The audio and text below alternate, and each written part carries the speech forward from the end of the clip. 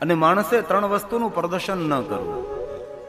આપણા સાધુ પુરુષો કહે છે પત્ની, સંપત્તિ અને સંતત્વ આ ગુપ્ત રહે એમાં સલામતી. આપણે સંપત્તિ એ પ્રદર્શન કરવાની વસ્તુ નથી. આજે માણસ પાસે હોય થોડું, દેખાડો જાજો કરે. એમાં આપણા ગુજરાતીઓ તો પહેલા નંબરે. કેટલો દેખાવ, કેટલો દેખાવ.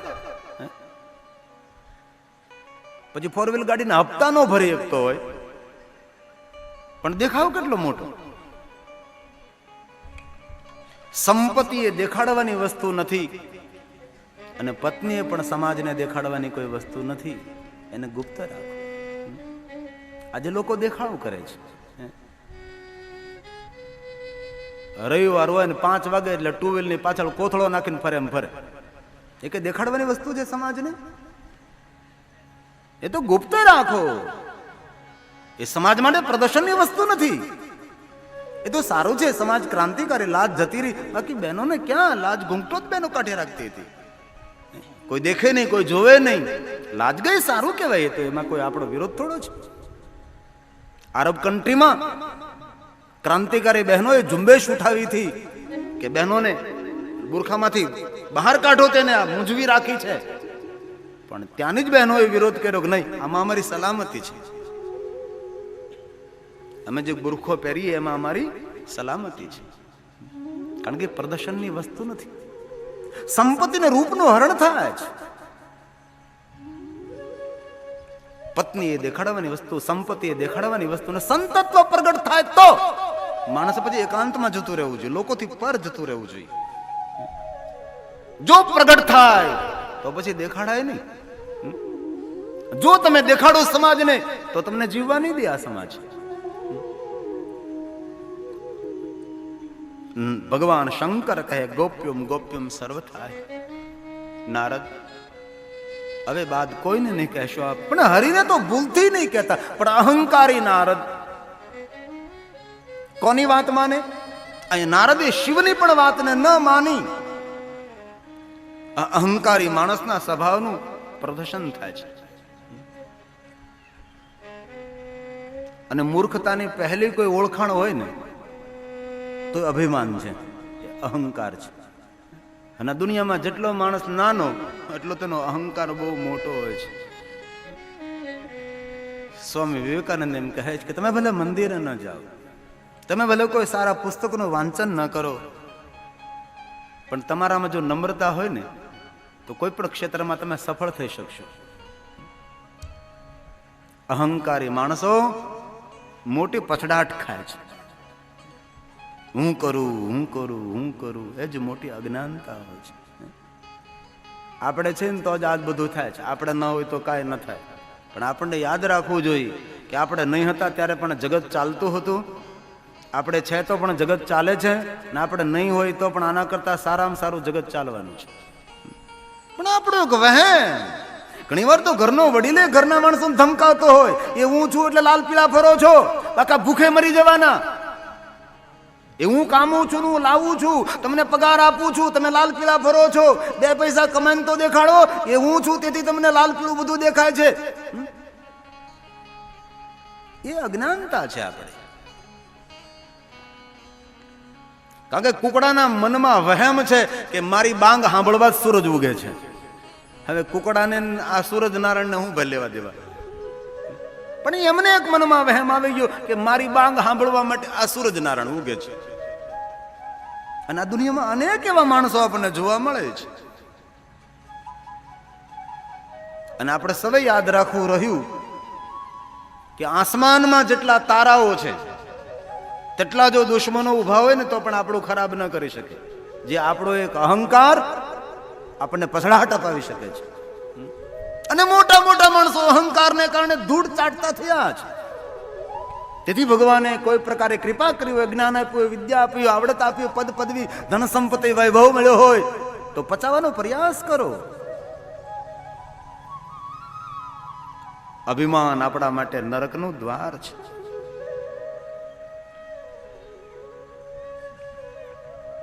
ગોસ્વામીજીના શબ્દો છે.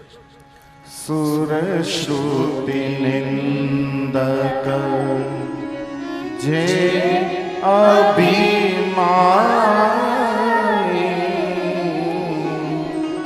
રૌરવ નરક પરહિતે પ્રાણી રૌરવ નરક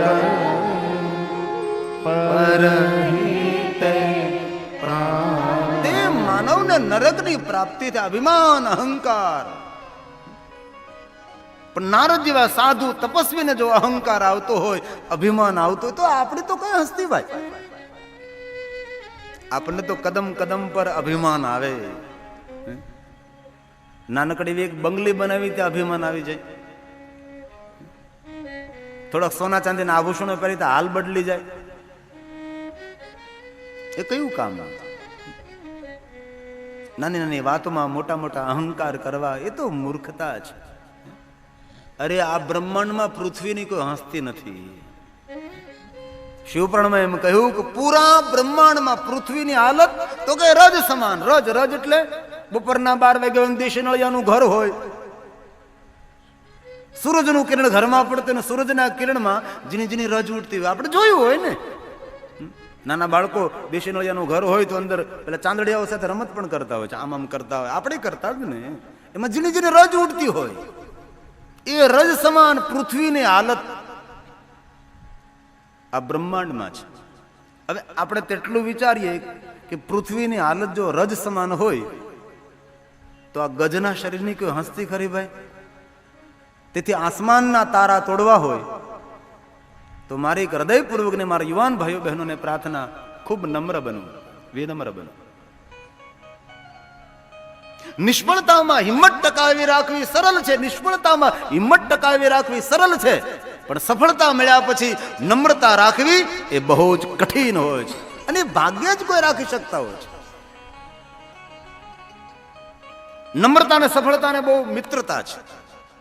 બાકી એકવાર સફળતા મળે ને અહંકાર અભિમાની માણસ ફૂલાઈ જાય, ફાટી જાય. ખારસો થયેલી જમીનમાં, પથિયાળ જમીનમાં ફૂલ ખીલે, પણ અહંકારી માણસોના હૃદયમાં કોઈ દી ફૂલ ન ખીલે. અભિમાની માણસોને અપમાનનો ભય વધારે લાગે છે. અહીંયા અભિમાન યુક્ત નારદ ભગવાન શંકરે જેને કહેવાની ના કહી હતી એમની પાસે સીધા વૈકુંઠ લોકમાં પહોંચ્યા છે. શંકર ભગવાને કહેલું કે અરે અગ્રે નારદ, તમે દુનિયામાં સૌને કહેજો પણ વિષ્ણુને આ વાત નહીં કહેતા. જેને કહેવાની ના પડી તેમની જ પાસે આ નારદ વૈકુંઠ લોકમાં પહોંચી ગયા. અને નારદનો સ્વભાવ નથી, આ સ્વભાવ આપણો સૌનો છે. કોઈ તમે વાત આમાં શાંતિપૂર્વક તમે કરી દો તો એ વાતનો બહુ પ્રભાવ ન પડે, પણ તમારે ભાર દઈને કેવું લ્યો કે આ વાત જો મારી ખાનગી છે, મારી પેટ છૂટી વાત છે, હજી સુધી કોઈને કીધી નથી, હું તને કહું છું તો કોઈને કહેવા નહીં જતો, કોઈને કહેવા નહીં જતો, એમ કરીને તમે એને વાત કહેજો તો તમે સ્વભાવ જોજો, પહેલા કોઈને કહેવા જશે ને પછી પોતાના ઘરે જશે. અને પાછું એને કહેજો કોઈને નહીં કહેતો હતું, પાછું એ કે કોઈને નહીં કહેતો, એમ કહેતા આખા ગામમાં વાત ફરી જાય. આ સ્વભાવ છે. આ માણસના પેટમાં રોટલો રે, રોટલી રે, દાળ ભાત રે, અથાણું રે, પાણીપુરી રે, પાવભાજી રે, દાબેલી દાબી દાબીને રે, પણ પેટમાં વાત ન રે. પુરા નર મળે તો રાઉ રેડીએ, ન કરીએ અધૂરિયાને દિલડાની વાતું. આજના વર્તમાન યુગના માણસોના જોવામાં પેટ બહુ મોટા, ડાઇનિંગ ટેબલની જરૂર જ નથી તેને. જોવામાં બહુ મોટ પેટા, પણ આમ પેટ વગરના છે. મોટું પેટ એ રોગનું ઘર છે. કોઈનું વધી ગયું હોય તો રામદેવજી મહારાજને યાદ કરીને પ્રયાસ કરજો નાનું કરવાનું. બધા જ રોગો પેટમાંથી ઉભા થાય છે. માટે પેટનું ખૂબ ધ્યાન રાખવું અને ઘરના પટારાનું ખૂબ ધ્યાન રાખવું.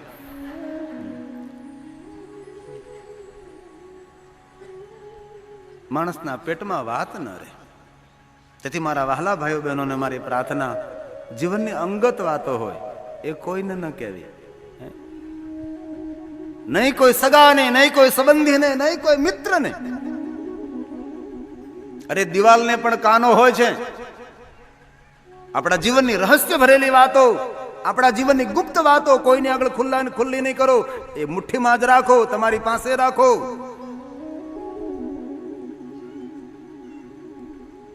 પેટમાંથી વાત નીકળે નહીં તેની ખૂબ કાળજી રાખો. કે ભરોસો ક્યાં કરવો અત્યારે, કોના પર વિશ્વાસ રાખવો અત્યારે? પેટમાં રાખો, એમાં હિત છે. અહીંયા અહંકારી નારદ વૈકુંઠ લોકમાં પહોંચે છે. ભગવાન વિષ્ણુને જેને કહેવા લાગે, વિષ્ણુ આપને ખબર છે? બોલો નારદ. ભુવનના દેવતાઓ ઋષિ મુનિઓ મારો જય જયકાર કરે, મને પ્રણામ કરે, મારી પ્રશંસાઓ કરે છે. મેં તપ કરું શિવ સમાન. પોતાની ખુદની પ્રશંસાઓ કરવા લાગ્યા, સ્વવૃતમ. અને પોતાનું વૃતાંત કોઈને કહેવું નહીં, આપ વખાણ ન કરવા. હું આમ ને હું આમ ને હું આમ ને હું આમ. એ તો આપણું વર્તન, આપણું નર્તન, આપણો વ્યવહાર જ એક આપણી આગવી ઓળખાણ હોય છે. એ કે કેવું ના પડે.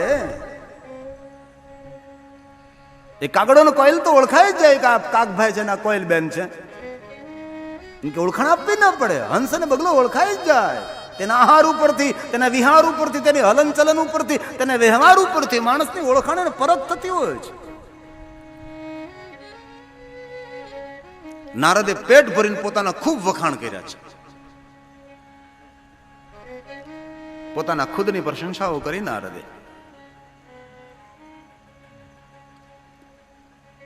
હવે નારદ બોલવાનું બંધ કરે છે.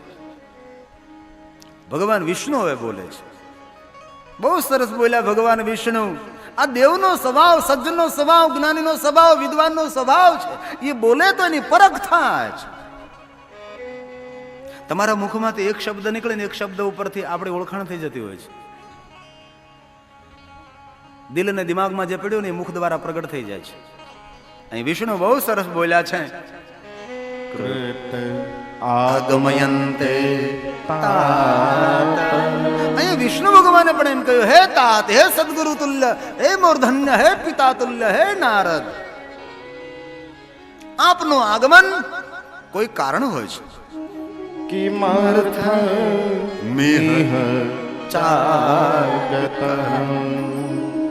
ધન્યસ્તવં મુનિ શાર્દુલ. તીર્થો અહં તુ તવાગમા. તીર્થો અહં તુ તવાગમા.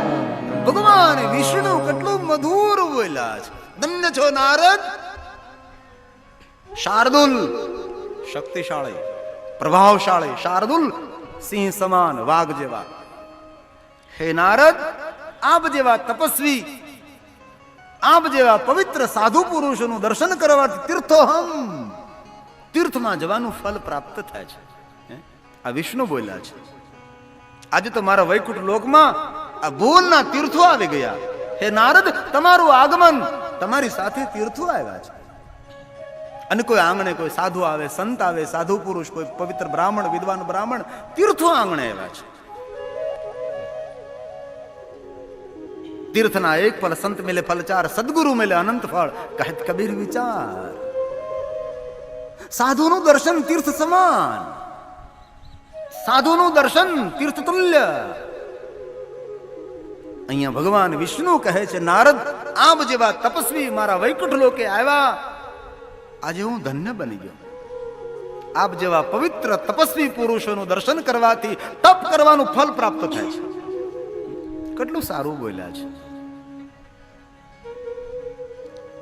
ભગવાન વિષ્ણુએ પેટ ભરીને નારદના વખાણ કર્યા છે. અને યાદ રાખો, નમ્ર માણસની જેટલી પ્રશંસા કરો ને એટલો વધારે નમ્ર બને.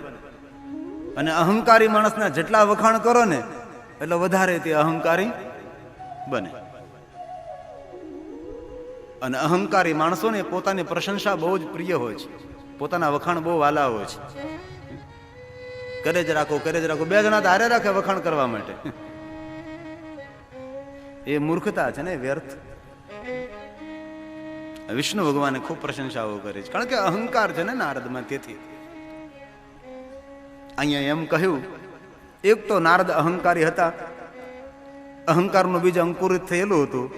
એમાં ભગવાન વિષ્ણુએ વખાણ કરી, પ્રશંસાઓ કરી, અહંકારના બીજને પાણી પાયું, ઝાડવું થયું મોટું. હવે અમૃત ફળ આવે કે ઝેરીલા ફળ આવે શું ખબર. અને યાદ રાખવું કે સમાજમાં આપણે પ્રશંસાઓ થાય ને એ આપણા માટે મોટો ખતરો હોય છે. સમાજમાં આપણા વખાણ થાય છે, પડવાનો ભય હોય છે. કોઈ માણસ આપણી પ્રશંસાઓ કરે તો એમાંથી આપણને કાંઈ નવું શીખવા મળતું નથી, પણ કોઈ આપણે નિંદા કરે એમાંથી ઘણું બધું આપણને શીખવા મળે છે, ઘણી બધી સાવધાની મળે છે, ઘણી બધી વસ્તુઓ આપણને, આપણી કમીઓ એમાંથી આપણને ખબર પડે કે આપણે આ કમી છે, આપણે એમ નહીં કરવું જોઈએ. બીજાની ભૂલને જોઈને પોતાની ભૂલને સુધારી લે એ સાચો જ્ઞાની છે ને. અને દરેક માણસોની ભૂલને શોધા જ કરે તે મોટો મૂર્ખ છે. અને કોઈની ભૂલને શોધવા માટે ભેજવું જોઈએ, કોઈ પણ માણસની ભૂલને શોધવા માટે ભેજવું જોઈએ, પણ પોતાની ભૂલને સ્વીકારવા માટે તો કલેજું જોઈએ. પોતાનું કાળજું હોય ને એ પોતાની ભૂલને સ્વીકારી કરે. અને કોઈ માણસ એવો દાવો કરે ને કે મેં મારા જીવનમાં કોઈ ભૂલ કરી જ નથી, મેં મારા જીવનમાં કોઈ ભૂલ કરી જ નથી, તો સમજો કે એ માણસે કઈ કામે નથી કર્યું. કારણ કે જે માણસો કામ કરે છે તેને કોઈ ને કોઈ રીતે ભૂલ થાય, એમાં શું મોટી વાત છે.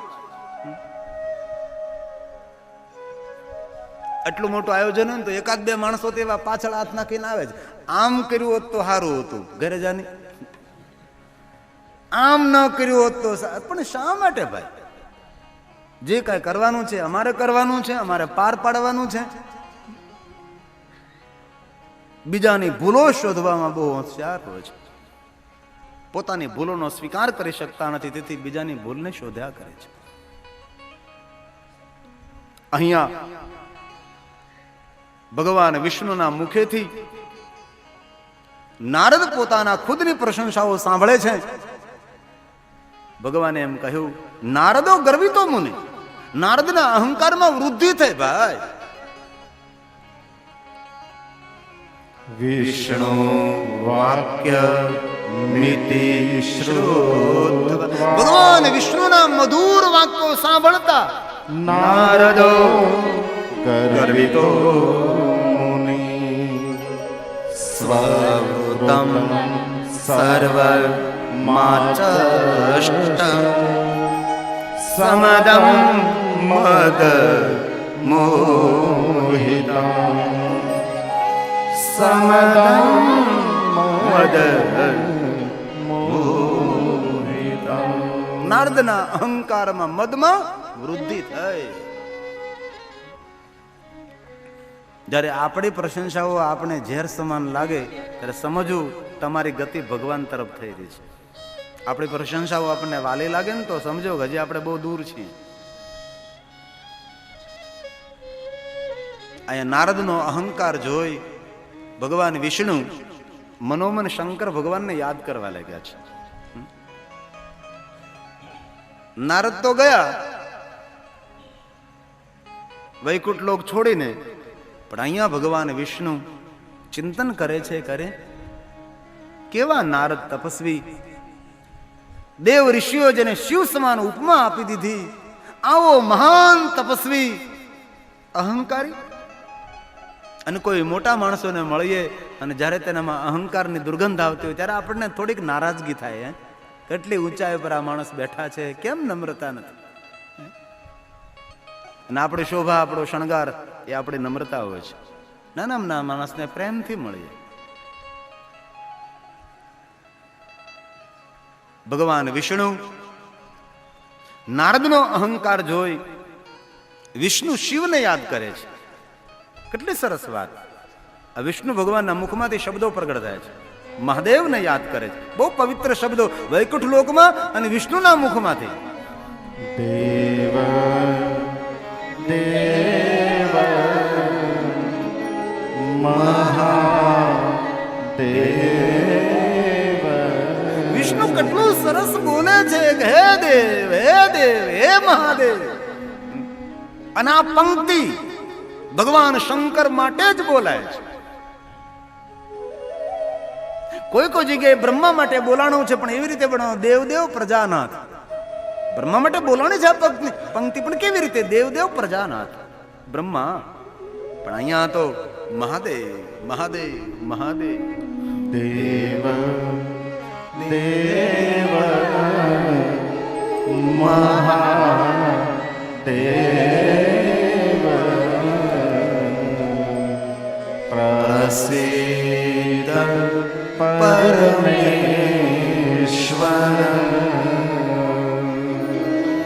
ધન્યસ્તવં શિવ ધન્ય તે માયા સર્વ વિમોહિતં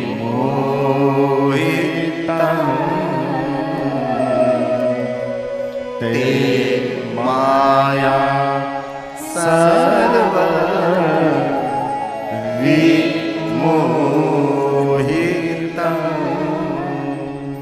વિષ્ણુ ભગવાન કહે છે, પરમાત્મા તમારી માયા આ જગતમાં કોઈને નથી છોડ્યા. એવું કહ્યું, તે માયા. અને શંકર ભગવાનની માયાનું નામ છે શાંભવી માયા. જે બુદ્ધિ દ્વારા સમજી ન શકાય, આંખ દ્વારા જોઈ ન શકાય, વાણી દ્વારા સમજાવી ન શકાય, એવી ભગવાન શંકરની માયા, તે માયાનું નામ છે શાંભવી માયા. મોટા મોટા ભૂપ ભ્રમિત થયા.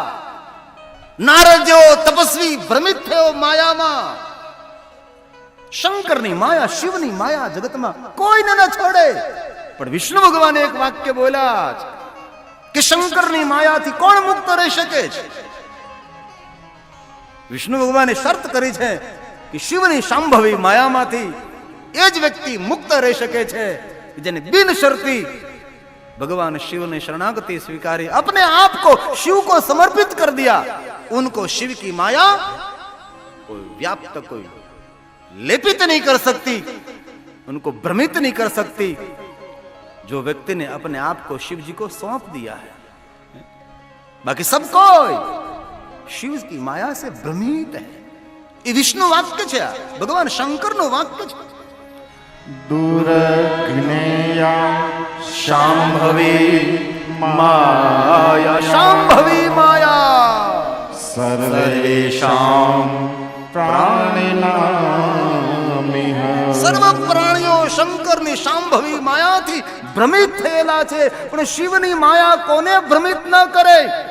ભક્તં વિનાર્પિતાત્માનં.